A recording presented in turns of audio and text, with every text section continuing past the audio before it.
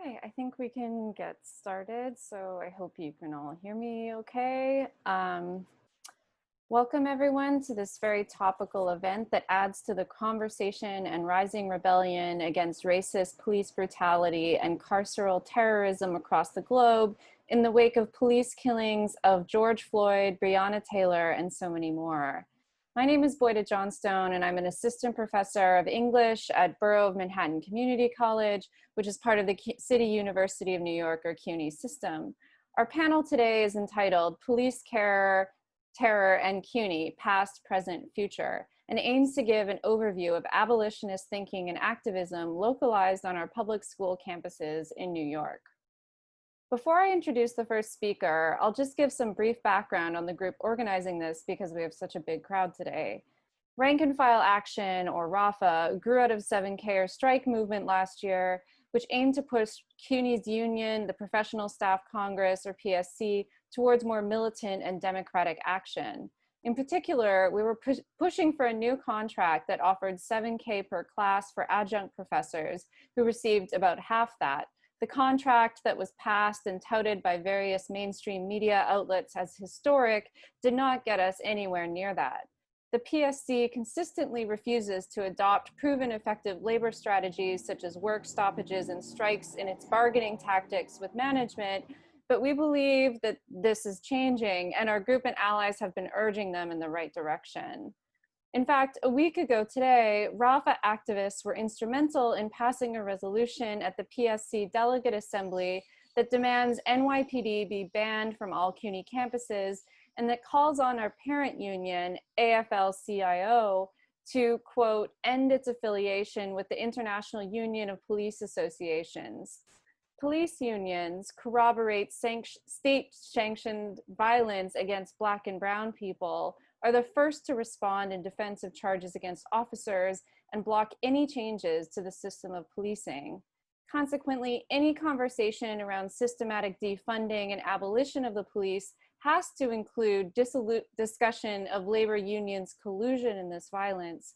So we were thrilled that the PSC joined other unions across the country in taking this step in the right direction. We have a packed agenda today, so I would ask speakers to do their best to keep to 10 to 15 minutes each so that we can leave time for a robust discussion afterwards. We have 5 presenters. The agenda will be posted in the chat, and then in the last hour or so, we'll spend on discussion and debate. That means you should save your questions until the end, though feel free to type them into the chat for easy reference.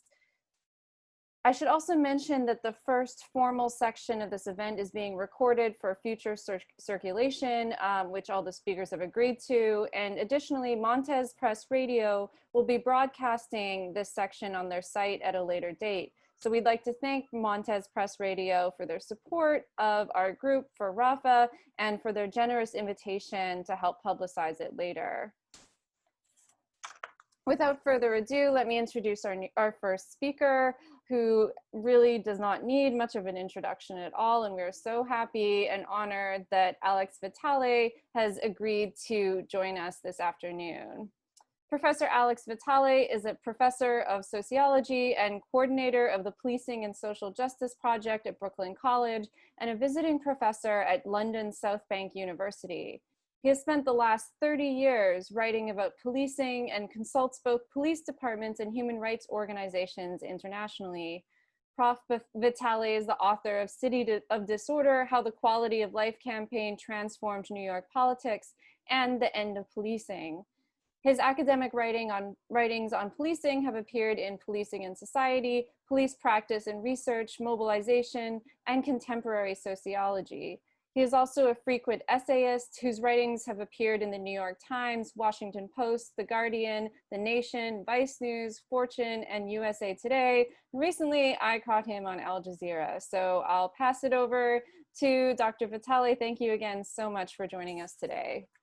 On such an important topic, and I'm so glad to be able to join my brothers and sisters at CUNY who are in the midst of so many important struggles right now. As some of you may know, we had a protest today at Brooklyn College over the firing, the laying off of dozens of adjuncts, including many who rely on CUNY for their health insurance. So we are in a crisis. And these financial crises are not unconnected to the crises of police brutality and racial injustice. One of the key themes of my book is that whenever we see a problem turned over to the police to manage, we need to ask, what is the political failure that undergirds that underlies that? Because what we've experienced over the last 40 to 50 years is the systematic defunding of the social safety net, while we've subsidized the already most successful parts of the economy, pushing wealth up the economic ladder in hopes that some of it will magically trickle down to the rest of us. And I think any adjuncts on the call today, not to mention us full-timers, can tell you there's been no trickle down. We have not seen the benefits of this system. What we've seen is the growth of mass homelessness, the growth of mass untreated mental health and substance abuse problems, the mass involvement in black markets of drugs and sex work and stolen goods driven by widespread economic precarity, the increasing insecurity of work and incomes and housing. And then those problems have been turned over to the police to manage rather than actually addressing those problems. And that has allowed political leaders of both parties to continue this system of taking campaign contributions, bribes, if you will, from the most successful parts of the economy that have benefited from all this government largesse. And they're very happy to see these problems turned over to police because it means they don't have to pay any taxes to actually fix these problems. And this system of criminalization of social problems rests on this ideological foundation at the core of kind of the individual ethos of neoliberalism. It rests on this foundation of individual and group moral failure. So that we're told the reason people are homeless, the reason people have untreated mental illness, the reason people have a substance abuse problem, the reason there may be violence in the community is because of individual and group moral failure that will only respond to the most punitive interventions. And let's face it, it's often couched in these terms of those people. We hear this from police union leaders, this whole thin blue line discourse, but also from a lot of Democratic politicians. They say it in a smoother way. The racism is not so obvious, but they're constantly telling us, no, the only resource you can have to address your community problems is police. And when you tell a community that for decades, for 40, 50 years, then yes, the community asks for more police because that's the only tool that government will give them to address their community problems. And then when the police do something outrageous, unjust, violent, or racist, instead of fundamentally questioning why police were sent, we're told, oh no, don't worry, we'll fix it with some reforms. We'll give them implicit bias training. We'll do de-escalation training. We'll have some police community meetings. We'll make police officers wear body cameras, and that'll fix the problem. These are a whole set of what we often call procedural reforms that are designed not to change the basic problems of American society that are at the root of over-policing. No, they're designed to make the police more professional, more transparent, so that the community will trust the police and the police can get back to waging a war on drugs and a war on gangs and a war on disorder and a war on crime and a war on terror that reproduces race and class inequality in American society. And we don't need a kinder, gentler war on the poor. We need to end those wars. We don't need to give police more training, more technology, more responsibility. We need to do exactly the opposite.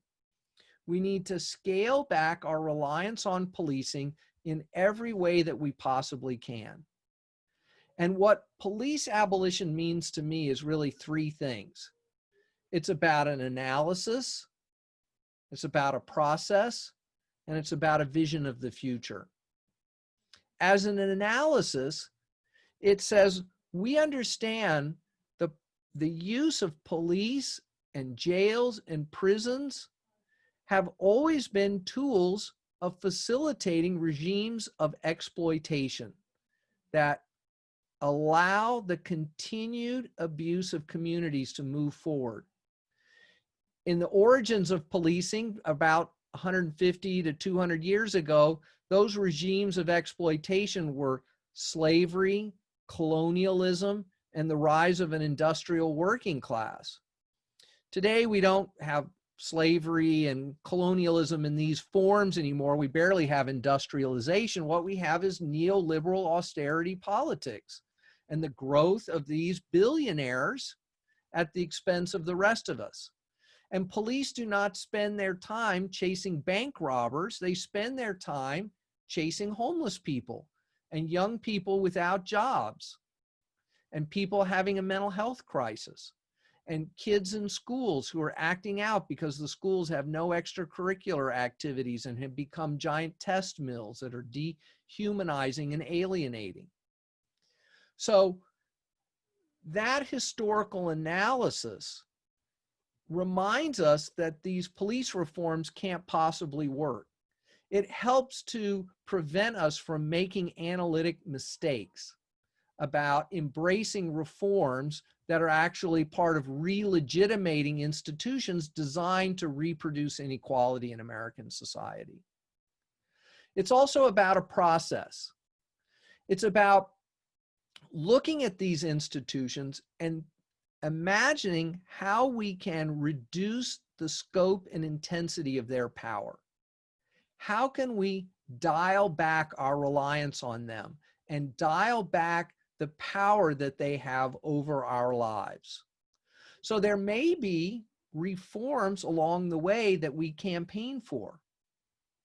Getting rid of broken windows policing, getting the police out of schools, taking away their tanks and their armament. And these are not the end goal. This is not the full picture, but this is building towards a better future by reducing our reliance on policing, by reducing their power. And finally, it is about a vision. It's about trying to imagine a world where safety doesn't have to be produced by people with guns or by putting people, human beings, in cages. That's not the kind of world that I want to live in. I don't think that's the kind of world most people ultimately want to live in. And we have to articulate that possibility. But we don't know exactly what that world would look like, and we don't know exactly how we're going to get there. But we know that our massive reliance on policing and prisons is an impediment to any kind of vision of the future that's consistent with that kind of ideal. That not only does policing steal money that could be used for more positive purposes, it also is inherently tied to an ideology that says that our problems can only be fixed through violence and punishment and retribution. So that every time we empower policing, every time we hire more police, every time we say, oh, we need police to solve our problems, we're empowering an ideology that is directly opposed to any kind of progressive vision of the future. And finally, police as an institution have always been the natural enemies of our movements. They will be used to suppress our activities. They will spy on us. They will keep lists. They will out people to employers. They will subvert our movements, and they will put our people in prison to stop these movements. So we have to do everything we can to reduce the scope and intensity of their power if our movements are going to be successful. We can't wait for some future imagined revolution and then go back and fix policing and prisons. Any movement for racial and economic justice must take on the power of the criminal justice system, or it will be used to stop us. So I'll stop there, and I don't know if we have time for a couple of questions, and happy to be, part of supporting this effort.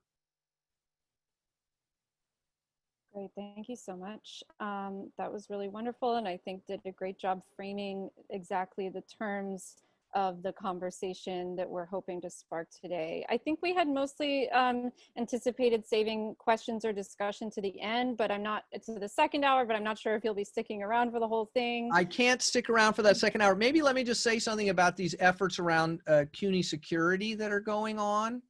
The good news is that it's being heard. I have a meeting with the Brooklyn College president tomorrow to discuss this, because she's trying to figure out how to respond to all this pressure.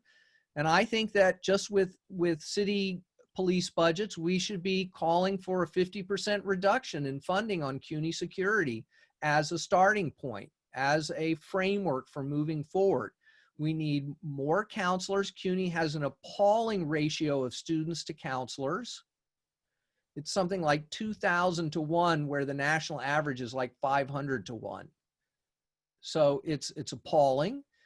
And we need to de-police our visions of producing security on our college campuses.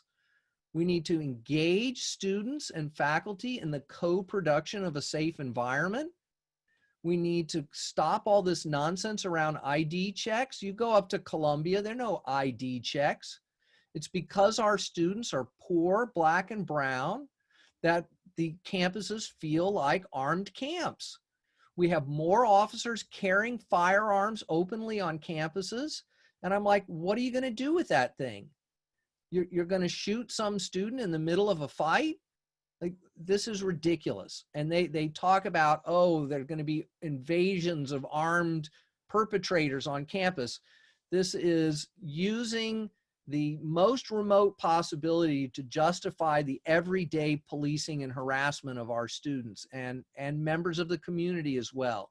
So I fully support these efforts to de-securitize CUNY. Absolutely, so well spoken, thank you. And that actually provides kind of a perfect segue to our next speaker. But thank you again for not just giving us the broad landscape for abolition, but actually localizing it to our campuses as well. We really appreciate it. So in the interest of time, I'm gonna forge forward. I'm sure we're all clapping, silently in our different windows. Always kind of odd to do this over Zoom. But the next speaker then will actually be talking about this issue of campus security and has been doing a lot of research on it. So Giacomo Bianchino is a PhD student in the comparative literature department at the Graduate Center. Oh, and I should say he comes to us from Australia. So it's something like 4 in the morning there. He can't be live. So he recorded a video for us like yesterday or overnight for us. So we're gonna be streaming it. I'm not sure we'll stream the entire thing. But so we can thank Giacomo from across the globe. His research focuses on Marxism and the literary interconnections of the second and third world in the 20th century. He also teaches English at Hunter. G'day from Australia. My name is Jack. I'm going to be talking today about the present condition of CUNY's security apparatus, its implication in broader law enforcement, and to an extent I'll be discussing its place in the prison industrial complex more broadly. So the way that I'm going to do this is start with a breakdown of CUNY's security structure, then move towards looking at its relationship with the NYPD, compare that to some of the other universities around New York, and then ask why these differences exist. Finally, I'll try and answer that with a bit of historical work to look at why and how CUNY's security developed the way that it has, and maybe ask some theoretical questions at the end about why and how the public university, in particular CUNY, is treated with counterinsurgency policing and the way that it's understood as an insurgent campus. Okay, so starting with the snapshot of CUNY security, if we look at the budgeting, and this comes from the budget for the financial year 2019, we collated, with some comrades from Rank and File Action, collated the various expenditures on security in that budget, and it came to about $59 million. Now, that's in a context, as we know, in 2019 of austerity contracts prosecuted by both between CUNY and the PSC. We know that it was amongst cuts to many different campuses and colleges and cuts to the CUNY budget more broadly.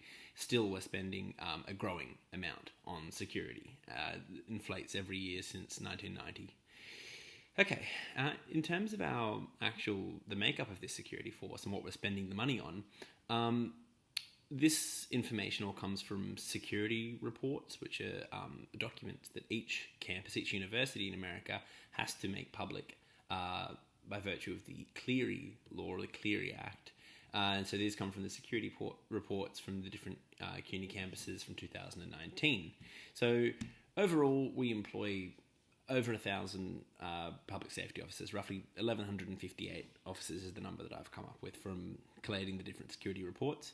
Out of these, 473 are security assistants. Security assistants are privately employed, unarmed security guards who are registered under New York state law but don't have powers of arrest. Now, the remainder of our security force, or at least the bulk of the remainder, under what's known as peace officers. From my calculations, 59% of our security are peace officers. Now, these have the power of arrest and the power to use deadly force in pursuit. They are employed through the New York State. They are New York State employees, technically speaking. They're basically cops. They're basically police officers. They can even carry a gun if they are licensed under Section 400.00 of the New York Penal Law. And from forums that I've looked at online, some CUNY peace officers contend that they can even carry those guns off campus. Now, in terms of the different titles under that, there are sergeants, there are lieutenants, corporals, directors, and then there are your run-of-the-mill grunt working peace officers. Now, all of these have different sort of roles to play in the apparatus, and all of them have different sort of levels of authority, but they're all covered and all empowered by the same New York state law pertaining to campus security officers. The makeup and the balance between security officers and private security, security assistants differs across different campuses. For instance, SPH has only one sergeant and one lieutenant, while places like Hunter and Brooklyn and Hunter and Brooklyn have like majority peace officer based security teams. Cool. So then, in terms of CUNY's relationship with the NYPD, our current relationship dates only to the early 1990s, and we'll talk in a second about why that is. Although we've always had a relationship with them, we signed an MOU, a Memorandum of Understanding, in 1992, which allows officers onto campus in emergency situations and in some non-emergency situations when called onto campus by, in their words, and I quote, a CUNY official designated by CUNY as having authority to make such a request, end quote. It's a little ambiguous as to who can and can't make those requests. It's definitely the security team, but whether staff can or not is unclear. Okay, so that's a sort of snapshot of the internal and external relations with law enforcement as they currently stand. There are plenty of other intersections that we can talk about later. But the funny thing about this is that it's rather unique in the New York context. If you look at the private colleges, the private universities in New York, NYU, Columbia, Fordham, none of them hire or use state peace officers. They all use private security details who collaborate with the NYPD, but mostly, are not NYPD and are not state officers, and can only really let the NYPD on campus under the same kinds of exceptional conditions as the CUNY MOU stipulates. The only exception to that, well, it's not an exception, I suppose, but the only counterexample is SUNY, which, as another public university, actually has a full-time New York State University police force. Now, these have all the same powers as regular cops, provided for by Article 1 of New York State CPL, Criminal Procedure Law, and they are effectively a police force that's employed to serve exclusively on campus. Okay, so the question is why CUNY and SUNY are different from other universities. Now, as public universities, they come under state and city governance structures. So, if you agree with the premise that police should be on campus, which is relatively unique to America, then it may make sense that the places that are already integrated into the state structure would put state-appointed police officers or city-appointed police officers on their campuses. However, the two universities, CUNY and SUNY, differ quite widely in their security apparatus. We don't have a university police force on our campus. We only have peace officers who are different, even though they have similar powers. So the question is, why is it not a one-size-fits-all, and how have these different policies developed? Now, the reality of why this has taken place is that it stems back to history, the history of the institutions. Both CUNY and SUNY are fairly unique, I suppose. They're almost sort of a ground for experimentation in campus policing in the American context, and both of them have developed their particular relationships with their own security forces through relatively unique but comparable circumstances. So let's have a look at the history very quickly. So prior to 1993, CUNY did not employ state peace officers. SUNY didn't employ a university police until 1998 either. Both moved towards these models in the politically charged atmosphere of the 1990s, when law and order became the sort of organising principle of electoral politics, and both of the major parties vied to be, the party of law and order. In this context, one of the first major events to create the environment and sort of the conditions under which the formalization of campus security and its intersection with police developed in the 1990s was the murder of a student of Lehigh University, Jean Cleary, in 1986. After her murder, her parents started a security on campus lobby, which lobbied pretty consistently at a local, state and federal level, and bore fruit in 1990 in the form of the Federal Crime Awareness and Campus Security Act, which requires that all universities disclose crime statistics, but also information on how their universities are policed to everyone. So that's how I got access to the security reports, right?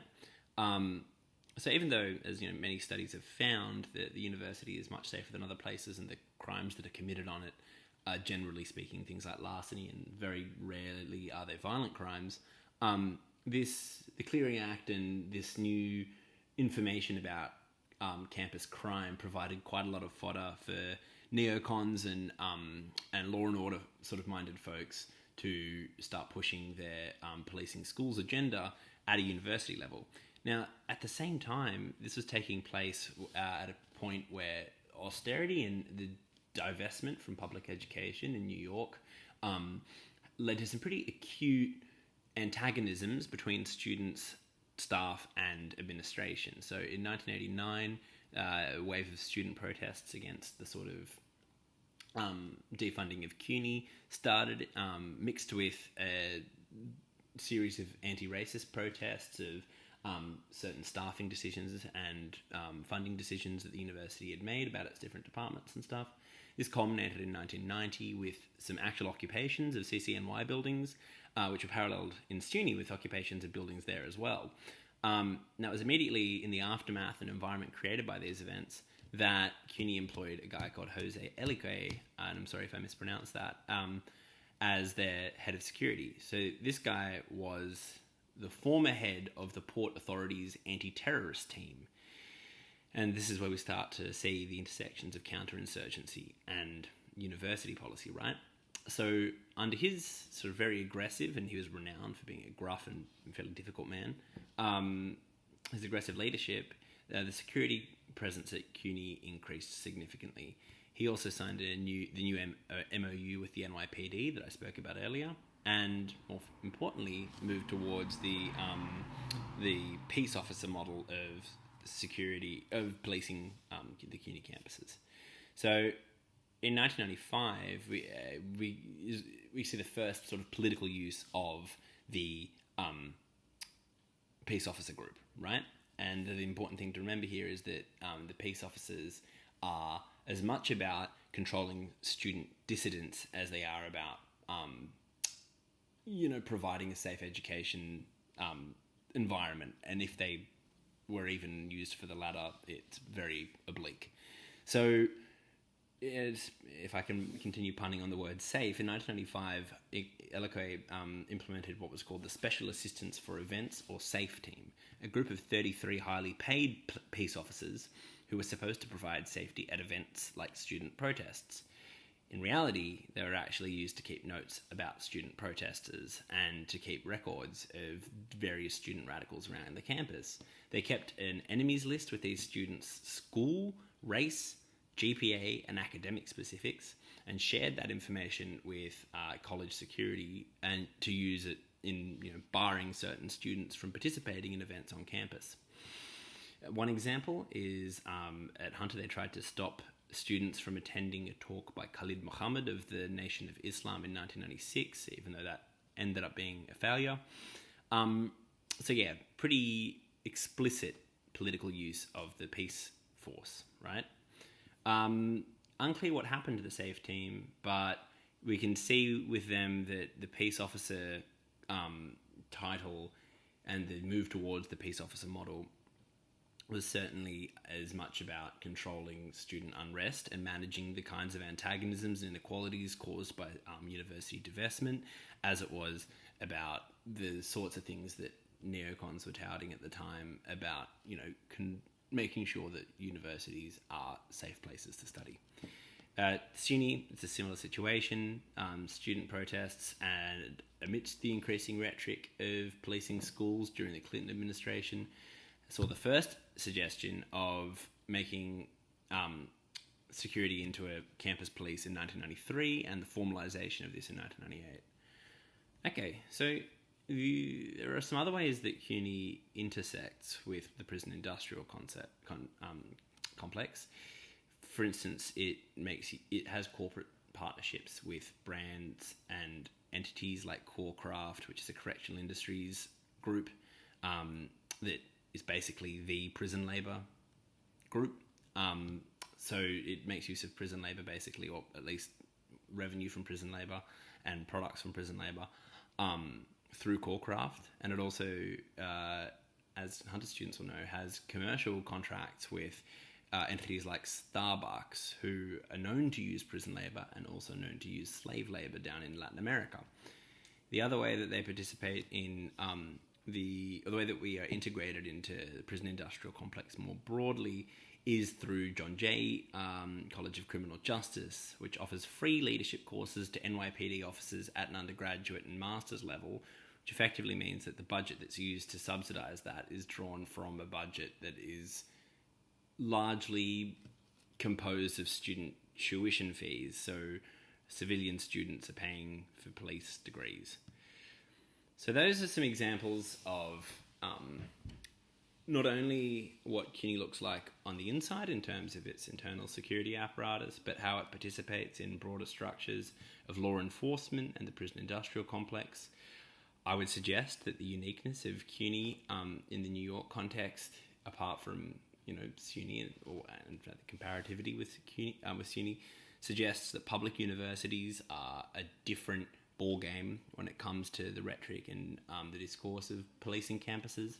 I think that's partly because traditionally public universities have been a mechanism of policing insofar as moral conditioning for people who are seeking to enter the middle class, but also the sort of a way of disseminating market orthodoxy among the population at large. However, I think that with the move towards a more neoliberal understanding of education in which the state divests from the human capital that constitutes its citizenship, so it divests from and expects individuals to take on the task of improving themselves, the public education system becomes less of a tool for the government and more of an impediment, and really only occupies a potential threat to the stability of the neoliberal order insofar as it fosters avenue for radical discussion and solidarity. I mean, we can see a kind of socialization of academic capital, if you want, or of academic workers and students in one place who are then, prone to radicalization. And that has been the outcome of that, or the perceived threat of that has led to increased police presences on public university campuses. So that's what I mean when I say, they're an insurgent campus. They're treated as a hotbed of insurgency and policed according to counterinsurgency methods. Cool, that's all that I have time for. I've probably gone over, but I really hope that the rest of the talk is fantastic. It looks really excellent, and I wish that I could be there. Happy teaching, happy learning, and solidarity to everybody.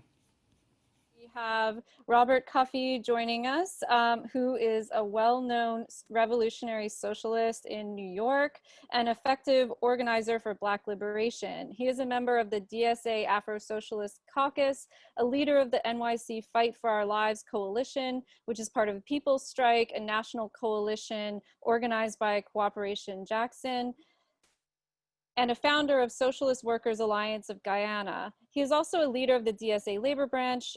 And noteworthy to add, this week at the City Hall occupation to defend the police in advance of the city budget, Cuffy was brutally attacked and abused by police.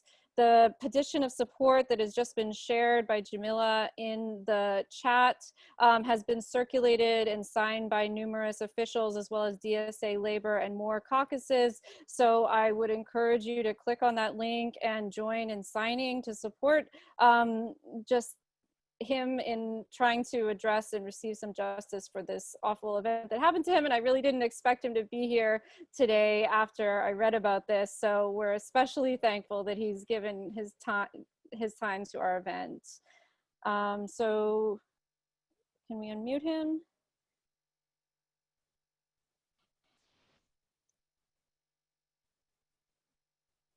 I think I'm unmuted. There we go. Yeah, sorry. That's okay. Can you guys hear me okay? Yes. Hey, Robert, right. Thanks so much for joining us. Thank you for that wonderful introduction. Yes, I do consider myself a revolutionary socialist. I hope others will be the judge as to whether I'm an effective organizer. But I would like to say before the students do speak, and we kind of had a professor and a PhD student speak before, I am myself also a graduate of the CUNY system. I previously attended the LaGuardia Community College. I'm a graduate in criminal justice from John Jay College with a bachelor's degree, and I graduated from Hunter in 2014 with a degree in urban affairs. And I think certainly this conversation is being held right in a moment of rebellion against police terror in the United States. And it's not coincidental that this spark has really lit a fire throughout the world against police terror. One can think about in Brazil, for example, the movement for justice for George Floyd gave extra impetus to the movement for justice for João Pedro in Brazil City, where that 14-year-old Black child was murdered by the police there. So certainly there's a certain universality to the role of the police in our society. And I think it's important to speak to that universality and what links these struggles together. And it's not just that these people are all fighting back against police terror, but the fact that police are an integral part of our society internationally. And this has to do with the fact that we live in a capitalist system. And I won't verge off into a long distillation of Marxist theory. However, the fact that our societies in each country in the world, even in the ones that seemingly call themselves socialist or communist, are organized around property, around profit and the pursuit of profit is very telling, because when people are rising up against police brutality, what they're really saying is they want a radical reorganization of society around people's needs, right? And this is something our society doesn't seem to be able to offer. I could say, for example, in the past, when there have been urban uprisings against police terror, we can think about Watts, Harlem, the times that these places had rebellions going on. One of the things the United States government did as a way to quell these rebellions is to offer actual material and real concessions. And one of those concessions was access to public sector jobs for people of color. So like I myself currently work as a child protective specialist supervisor with the city's administration for children's services. And as a result, I'm someone who is part of a union. I'm a part of DC 37's Social Service Employees Union 371. I have health care, I have a pension, and I have not necessarily a livable wage, but as close to it as you can kind of get.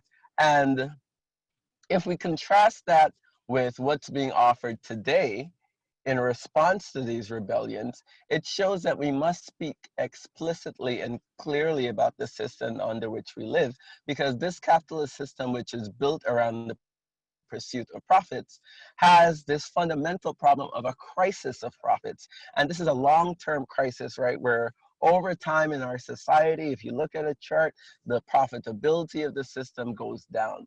But it's also punctured by a acute cyclical crisis that falls heaviest on the backs of working class people, and more specifically, on the most oppressed layers of the working class, on women, on LGBTQ people, and the circumstance of the United States, especially upon Black folks. So this time around, Black people, and you'll pardon my language for an academic call, have burned shit down and fucked shit up to say, stop killing us.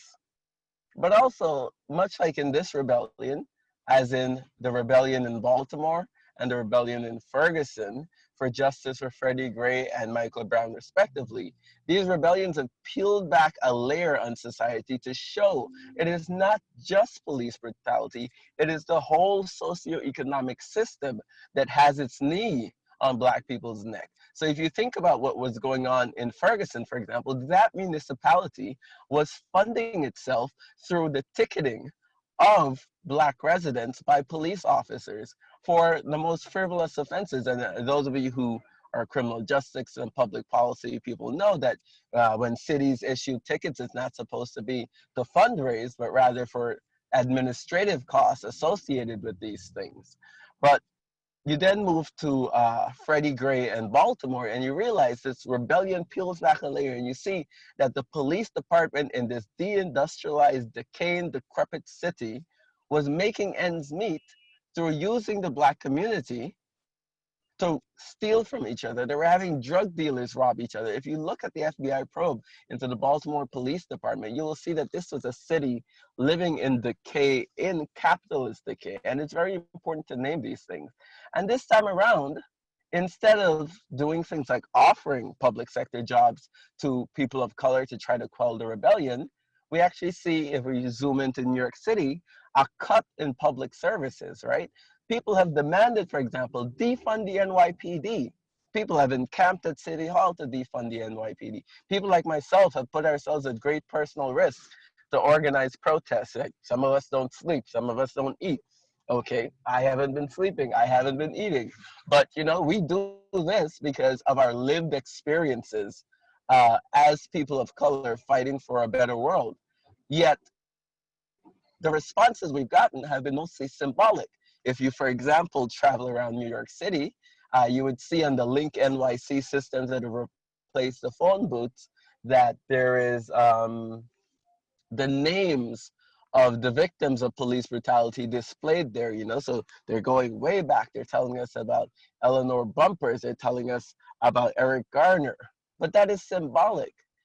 And some of the other ways in which we can get concrete material changes in our lives is through the federal government. The federal government could pass legislation that tries to rein in the police, that tries to create jobs in our communities, but instead, that legislation has failed. And what we've gotten is Nancy Pelosi and the Congressional Black Caucus kneeling in kente cloth stoles or scarves. And this symbolism goes to show that this system has nothing for us. And we literally, you know, this is an old Marxist slogan, but we literally have nothing to lose but our chains in fighting not just against capitalism as a whole, but even for basic demands like stop killing us.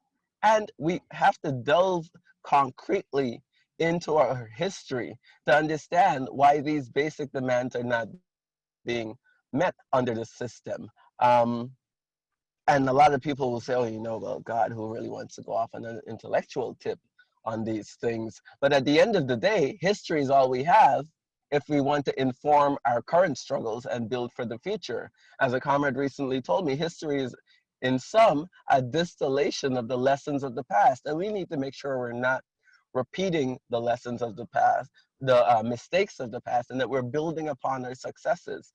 So I think about, for example, you know, Black people became free in this country in a formal way with the Emancipation Proclamation and the Civil War that enforced it. And through this process, there was also a period of what we call Reconstruction in the South. And during Reconstruction, there were great gains made for Black people. This is when we saw, for example, the first Black Congress people come to power. But people seem to delink from that history that Reconstruction happened because the South was militarily occupied by the Union Army. And if you fast forward to the Compromise of 1877, where the South was pulled out, this is where we see the genesis of lynch law, the genesis of Jim Crow law, and the genesis of the segregation in the South that lasted until the Civil Rights Movement and the Black Power movement came to challenge it and put a nail in the coffin. Yet, we have to ask, why does this system seem to regenerate in new forms time and time again? How can we move from slavery to Jim Crow to mass incarceration? And it gets to the fact that Black oppression is indissolubly bound up into the question of American history and the question of American capitalism. So I'm going to steal some lines from another of my comrades, but he talked, for example, about the movement we're seeing toppling the statues of racists from the Confederacy, right? And I think we also have to talk about the other things that stand above our society that are a heritage of the fact that the United States is a white supremacist country. And some of these structures include things like the Supreme Court, which is unelected, the Electoral College, which was literally a compromise between the Northern bourgeoisie and the Southern plantation class to ensure that the Black people in the South who existed in such large numbers, if they exercised their franchise, they could outvote the plantocracy. That's where the Electoral College comes from. We can talk about, for example, this thing we have called the Senate, right? Why do we need this second body of legislature standing above the democratically elected House? These are the things we have to highlight when the Black struggle goes forward. So they say, for example, and I've written to the effect that when Black young people and Black working class people take the lead in struggle, others follow. And it is true, but it's also important to note that not only do others follow, this struggle shows, because Black people are the most oppressed people in our society, that this system really and truly has nothing for any of us, right? If we think back, for example, to the populist politics that made Donald Trump, when he said, "Make America Great Again," a lot of what we would call well-meaning people responded to that because there was an actual crisis amongst the white working class of America. If you think about the ways in which the opioid crisis and unemployment has actually lowered the life expectancy of white people. So then when the Democrats, when Hillary Clinton and Barack Obama responded in a tone-deaf manner to say, oh, well, America is already great, it wasn't an acknowledgement of the real suffering happening in our society. And I'm not trying to, of course, equate the suffering of the white working class with the Black working class.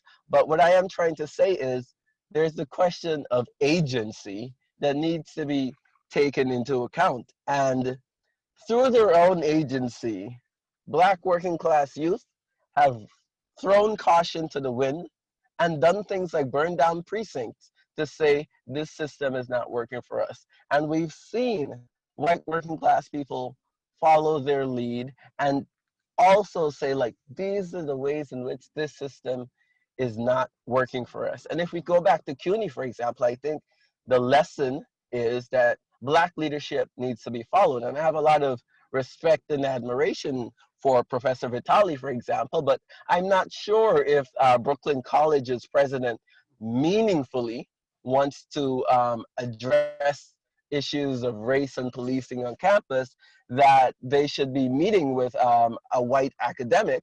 Rather, meet with the people whose lives are heavily affected in their daily experiences by police brutality, because these are the people that are going to give you the insights as to what needs to be done, right? And these are people who themselves, as students, are researchers, and they can synthesize their lived experiences with this research and these historical developments. But Sarah G is a radical undergrad activist with Free CUNY, which is, if you aren't familiar with them, a student group fighting for a fully funded, tuition-free public education. And they're also a Brooklyn College student studying sociology. So I'll let Sarah take it away.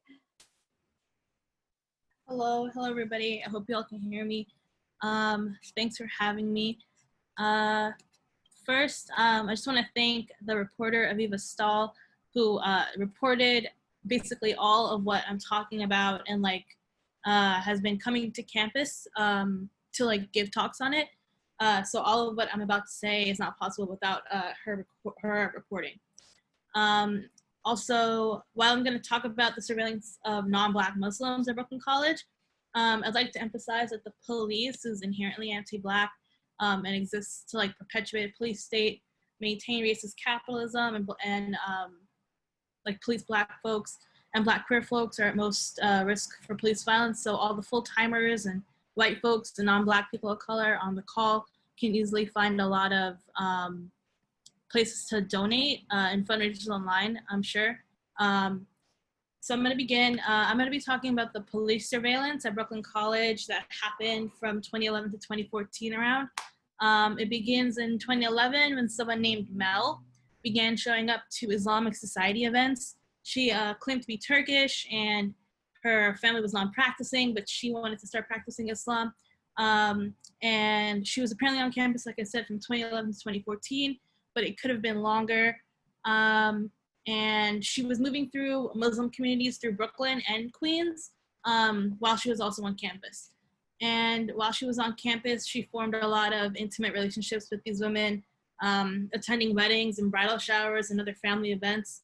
So she really implanted herself really deep into students' lives. And of course, she feigned these really intimate relationships with them enough to further implant herself in the community. So Brooklyn College and CUNY claim to be unaware of the surveillance.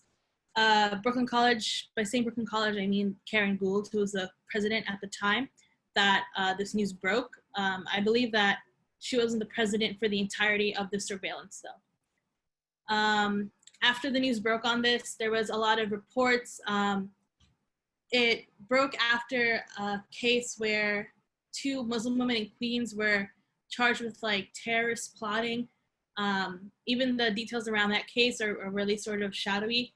But the person who broke, or the cop who was instrumental in that case was an informant, and their name was also Mel. And before that case happened, a lot of the students at Brooklyn College who interacted with Mel were sort of put off by her. They were sort of suspicious of her not being able to find a lot of family history and her being so constantly available for every event that she was invited to, wanting to hang out all the time and sort of asking really kind of incriminating questions to some students. So after the case in Queens broke, a lot of students that she interacted with were able to put the pieces together. However, before that, they were still a little suspicious. If not of her specifically, they were a little suspicious of a presence within the Muslim community on campus. The BC Faculty Council put out a letter, which is like the quote unquote like governing body of Brooklyn College faculty. Based, like, they vote on resolutions and things like that in meetings. They had put out a letter in 2011 demanding the administration oppose campus surveillance. But like I said, the president at the time, Karen Gould, claimed to be unaware of any surveillance happening on campus. In addition to that, all around the city, this news was like spreading because police reports were being made available. And in those documents, it showed like they had 2 students who were people of interest, and 2 of them were MSA members, and someone who allegedly said something about Palestine, so that raised red flags. The NYPD, their like media correspondent person went on like WNYC and tried to say that there was never any spying of Muslims to begin with ever at any point, which is untrue, as we all know, because of like the demographics unit that existed in the NYPD. Also, obviously, there are informants, FBI plants like all over the country that that isn't like news to any of us. And the importance of this, I should say that the people who are people of interest on campus did not come about till after the surveillance began. And that's important because technically, the NYPD is supposed to have a cause or emergency for being able to enter CUNY campuses. And that's according to like a 1992 memorandum that we have, where NYPD is only allowed on campus if called for an emergency. So technically there were no grounds for the surveillance to occur, but the importance of grounds in the first place is obviously questionable.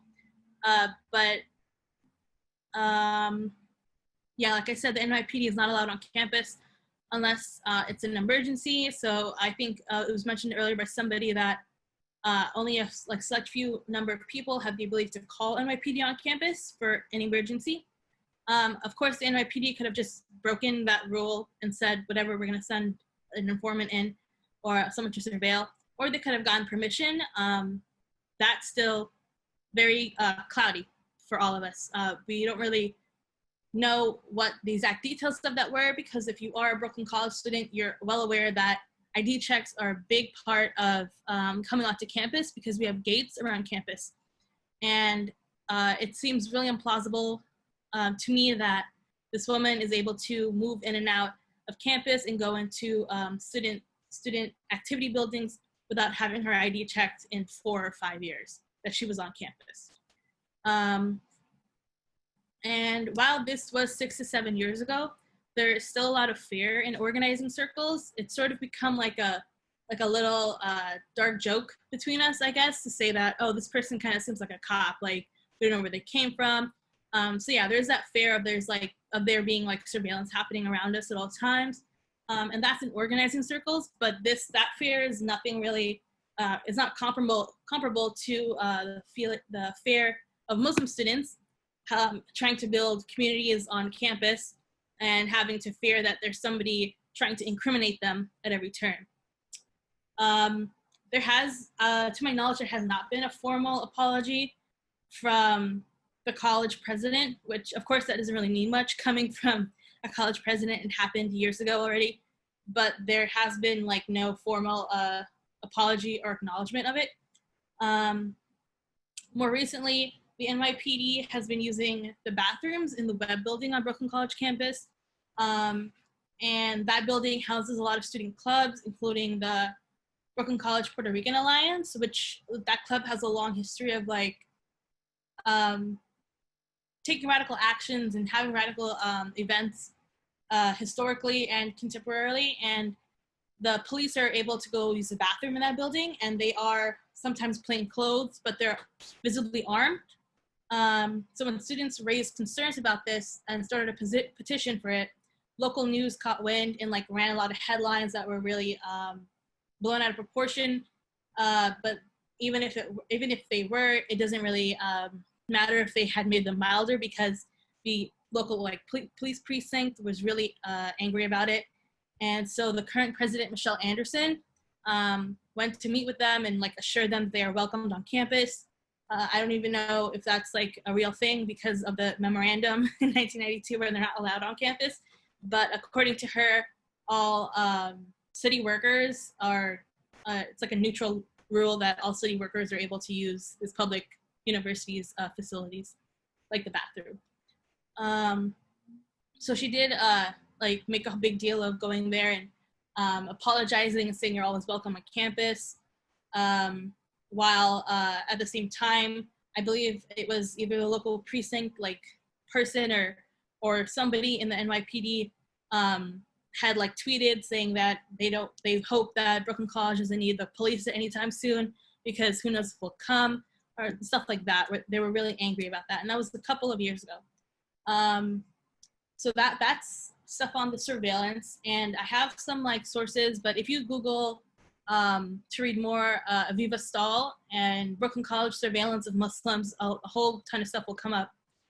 And moving to a little bit of what's happening right now, Free CUNY, which is the group I'm a part of, we're facilitating a mutual aid network, and we're attempting to redistribute resources and wealth around the community as requests come in. So I can put the handles to donate to if y'all are able to in the chat. Also, Brooklyn College Student Union has some zines and texts that we can send out after this if people are interested as well.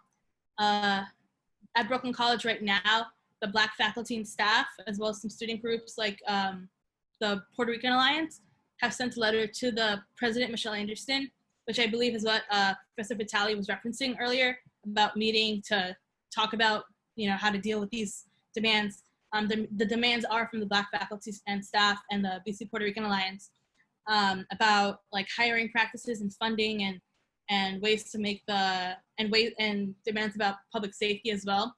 And this is all to culminate in a more Black affirming campus. But they had a protest today, and it ended up at her house, which is really, really cool. If you look on Instagram, on the Free CUNY Instagram or the BC PRA Instagram, there should be videos of it. So I suppose we will see what comes from this meeting with Professor Vitale and President Anderson. But thank you, Sarah, and all the links and everything is in the chat. So I encourage people to follow up with Free CUNY and with the donations as well. So our last speaker is Andy Izenson, the Senior Legal Director at the Chosen Family Law Center, which is a nonprofit organization providing legal and educational support services and training for LGBTQIA, polyamorous, and other unserved families in New York. Andy currently teaches on restorative and transformative justice practices at multiple organizations, schools, conferences all over the country, including the New York State Bar Association, the Brooklyn Bar Association, the LGBT Bar Association Conference, and just so many other activities. I think some in this call are familiar with them.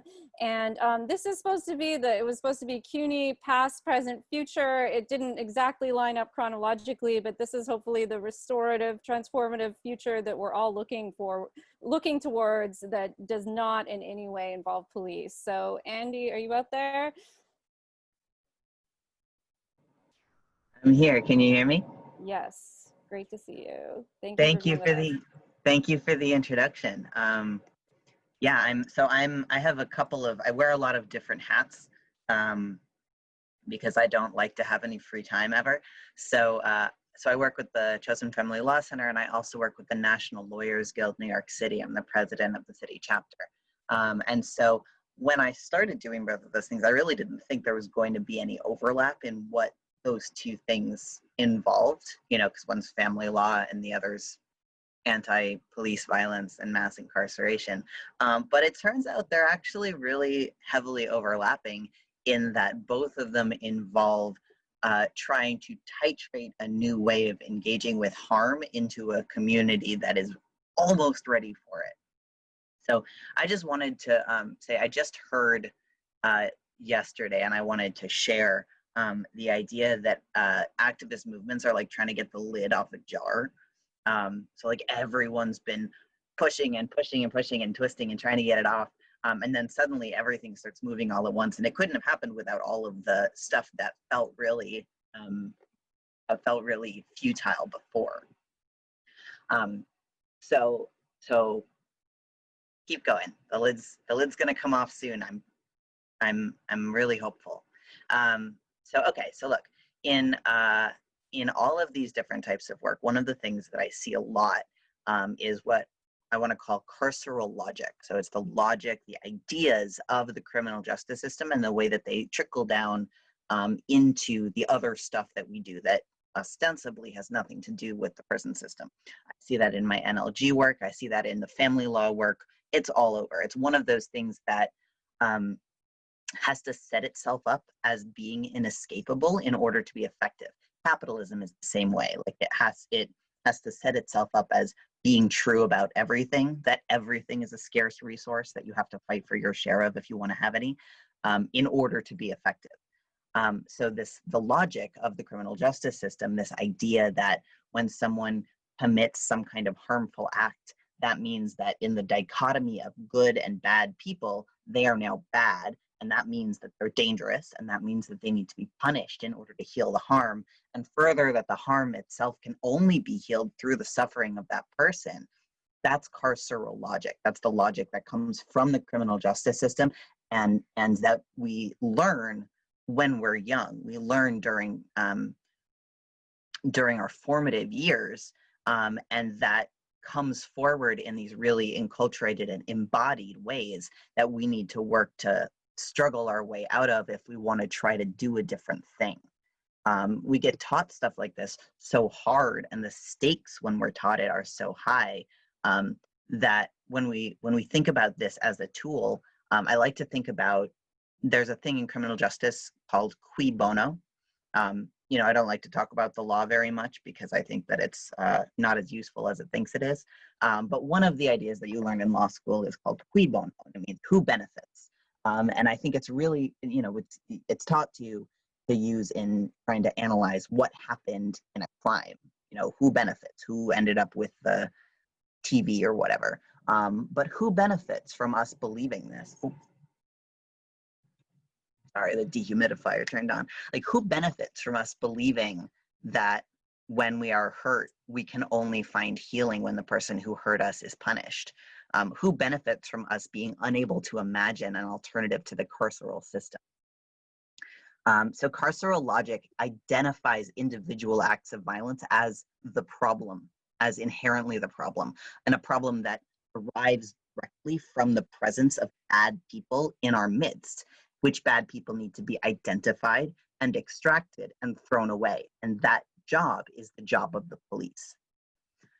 Conversely, what we call restorative and transformative justice identify individual acts of violence as symptoms of the problem and not the problem in and of themselves. So what Alex Vitale said, trying to shift away and trying to dial back our reliance on policing and the power of policing in our lives.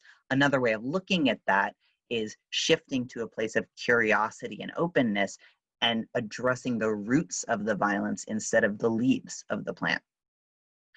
So I often get told when I talk about this stuff that I'm just being like dippy and idealistic, but it's actually really simple. Restorative practices are just a systematization, every time I try and say that word, a systematization of how we treat each other when we love each other. So that's all it is. So if you think of an example, let's imagine a stranger takes your wallet. Now, you're in this moment of danger, right? The integrity of your body and your stuff and your space has been breached. It feels to your fight or flight reflex like something is wrong. And so for a lot of us, our instinctive reaction is, I need help from an authority. I need someone to protect me. I'm in danger and I need to be protected. Now, the way that this works is different for different people because different people with different life experiences get taught different things about what protects you. So for example, if you are a white person you may have spent your formative years being taught that the police are there to protect you. And so you may be more likely, when you think I'm in danger, I need someone to protect me, to think what I need to do is call the cops. So it works differently based on your life experience. But the thing that holds true is that situations that activate our fight or flight responses can cause us to regress to younger mindsets and seek the solutions that we were taught as children and rely on the logics that we were taught as children.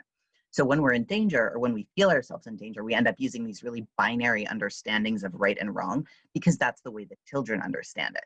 And this is something that was created in us on purpose, because if we didn't believe that bad people deserve to be punished, if that belief wasn't deeply implanted in our reflexive animal minds, we would never tolerate the existence of prisons and the systems of human disposal that hold them up. And if the whole population went ahead and rejected that logic and rejected the existence of prisons, then our whole economy, which runs on prison slave labor, would fall down. And then where would we be? So when we try to dislodge this stuff from inside ourselves, we're fighting through a lot. But the good news is we already have the blueprint for treating each other as if we love each other. We already know how to do that. So let's imagine instead that instead of a stranger taking your wallet, you discover that maybe your best friend took your wallet, or a family member, someone that you really care about. And think about how your reflexive response, your embodied response differs. So for me, my first urge would be towards, oh no, there must be something really wrong. Or my friend or my partner or my brother must be in big trouble if they felt like they just needed to take what they needed instead of being able to ask for it.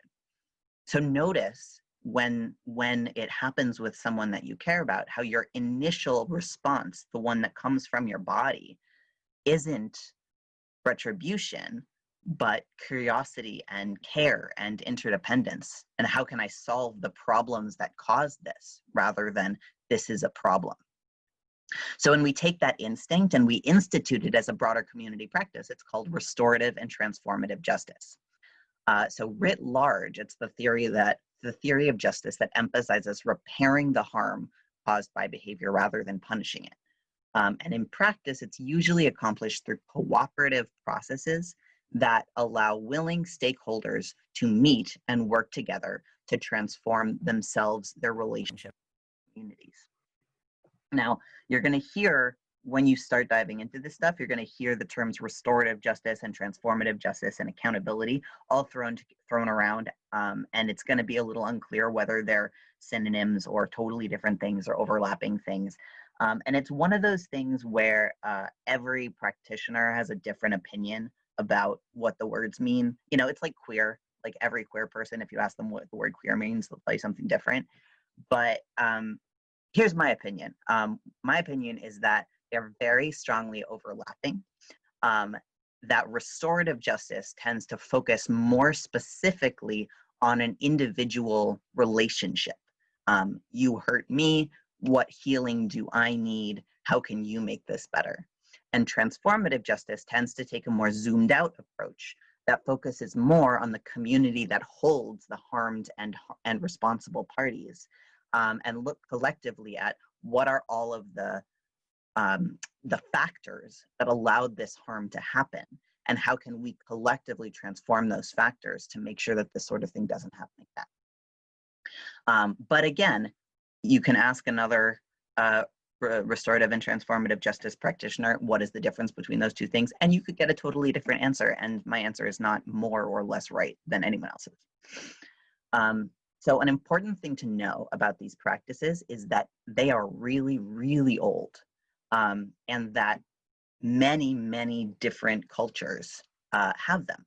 So if you go far enough, no matter who you are, no matter where your folks are from, if you go far enough back in your own heritage, there are probably people sitting in circle. So everyone has different ancestral links, and different ancestral links lead to different narratives of restorative justice. The practice that I was trained in is loosely derived from the talking circle practices used by New Zealand Aboriginal communities. I was taught by Kay Prentice and a couple of other people who use what's called a blended practice, where they collaboratively took their own traditions and created something larger. But the important thing to know is that it's just sitting in a circle is just something that humans sort of naturally tend towards doing. It's just good for us. And so your folks probably did it somehow. My folks did it. Everybody's folks did it. It's just in us. That said, in its modern iteration, these practices were pioneered and organized by Black women. And the group that began what we understand the modern restorative and transformative justice movements to be today, that group is called INCITE, I-N-C-I-T-E. They have some of the most incredible foundational writing on it. It's all available on their website. I highly recommend that if you take one thing from listening to me, it's you should listen to them. And the reason that they started putting this together as a usual tool is because they were experiencing in their Black radical activist communities that when they were having intimate partner violence or sexual violence, they didn't have a way of responding to it, because the way of responding to that sort of thing that's presented to you is to utilize state violence. And they were radical activists. They knew that state violence was not a tool for them to use, and that if they tried to use it, it would backfire. And so they needed to create something new. And that's become what it is today, which is a broad practice with a lot of different tentacles in a lot of different fields. So one of the things I'm super excited about, it's not the area that I practice in, but I think it's really cool, is that it is done in a lot of schools right now. So a lot of like elementary schools, even and middle schools, working with young people and teaching them to sit in circle and teaching them to lead their own circles, which is really cool because it allows them to use it themselves as a conflict resolution tool. So I remember learning from someone who's a school practitioner of restorative justice, who said that after she taught her 5th grade class how to sit in circle, she noticed that when 2 kids got into a disagreement or a fight on the playground, the children would together say, let's take this to circle. They already had the tools to solve these problems. It's also something that's being commonly instituted, or increasingly commonly instituted, as part of the criminal justice system. And this is a very controversial thing within the field. Some people say that it's not effective restorative justice if it's mandatory, and that it has to be a voluntary process in order to mean something. What people are doing is there's this like post-plea diversionary circle, like alternative to incarceration program, where instead of getting sentenced to a fine or incarceration, mostly juvenile offenders will get sentenced to, by a judge, sentenced to sitting in circle with the person that their action harmed.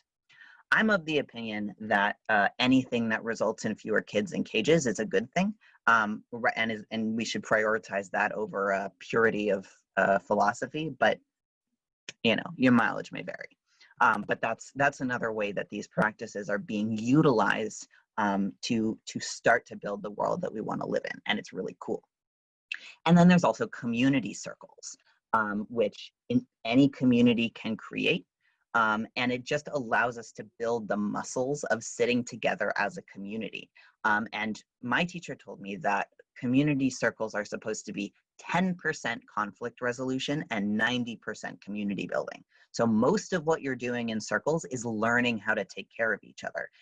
And then when conflicts arise, the circle is there to hold that conflict, and you already know how to do it. So the way that a circle works, just very briefly, is that you sit literally in a circle with what's called a talking piece.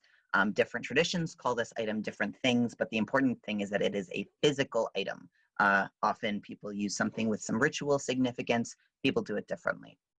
But you just pass the talking piece from hand to hand, and the person who holds the talking piece talks, and everybody else listens, which sounds really simple, but it is one of the hardest things I've ever had to learn how to do, because we never learn how to listen in the world that we live in. It is very common, especially with people in conflict, when someone else is talking, you're not listening, we're reloading.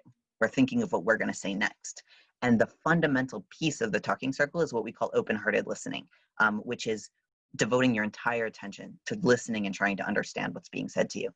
And doing this in this structured way is a really incredible way of building community and creating a community that is strong enough and resilient enough to hold conflict and trauma and disagreement and pain. It's about developing the muscles that allow us to sit with that discomfort and not to respond instinctively, but thoughtfully, to respond to harm by strengthening the care and interdependence and community that we have, and by collecting all of the individual, communal, and broader societal factors that allowed the harm to happen and addressing them as roots, rather than just attributing the harm to only there is a bad person among us. So I'm almost done. I just want to zoom out a little bit more and say that the systems that we live under are inherently dehumanizing. And I feel like that's a term that gets thrown around a lot, but I want to talk about it literally and say what I mean is that it is set up to identify who counts as human and who doesn't.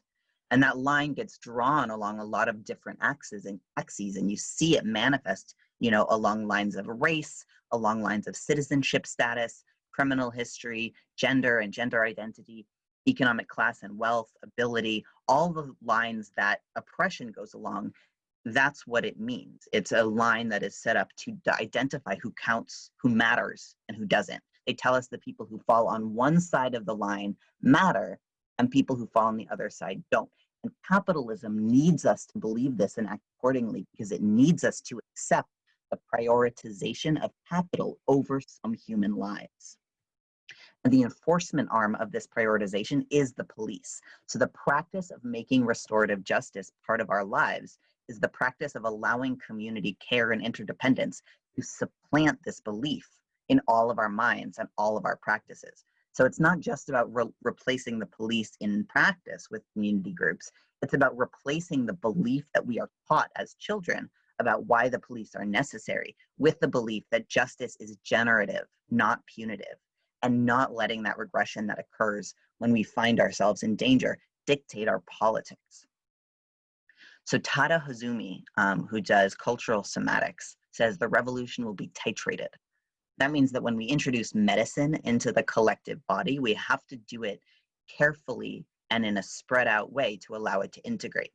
So when we all start acting in our individual lives as if we don't need state violence to tell us whose lives are important, every time a school institutes a restorative justice program and a cohort of children learn how to sit in circle, that's how the medicine takes hold. And I don't say this to say that, as Robert Cuffy said, shit doesn't need to be burned down, because it certainly does. But I also want to say that at the same time, this is planting seeds. Virtual clapping, Andy. That was really terrific and so inspiring, and such a nice note to end on for the formal portion of our talk today. I know we're a little behind schedule, but I am totally fine with that. And so I just love how the speakers, we started with Alex Vitale, and who presented a broad vision for a depoliticized future where we shoot for revolution, and perhaps in the course of that we achieve reforms. And then Robert Cuffy brought the on-the-ground urgency of the struggle and positioned that within the history of slavery and mass incarceration. Jack and Sarah G brought this all home to security, culture, and surveillance on campus. And Andy, I think you ended beautifully with a vision of restorative and transformative justice, as I think you put it, a systemization of how we treat each other when we love each other, which I think is really beautiful. So thank you. I'm going to end the recording now. So thank you to Montez Press Radio. Thank you for joining the Rank and File Action Teach-In. Rank and File Action, or RAFA, is not a nonprofit. Rather, RAFA is a volunteer-run group of militant rank and file activists at CUNY challenging the culture of austerity in higher education, as well as demanding a more democratic fighting union. We're completely grassroots. With that, we aren't funded. No one pulls a salary whatsoever. Every dollar that you give, though, will go to support our operating costs of rank and file action. So, for example, our website, and so that we can continue to do great teach-ins like this. We hope that you'll consider to give, and below are all of the links for you to do so. If you're actually just listening to the audio of this, though, the website to give is rankandfileaction.com/donate. Again, rankandfileaction.com/donate. Thanks so much again, and we look forward to seeing you guys next time. Bye-bye.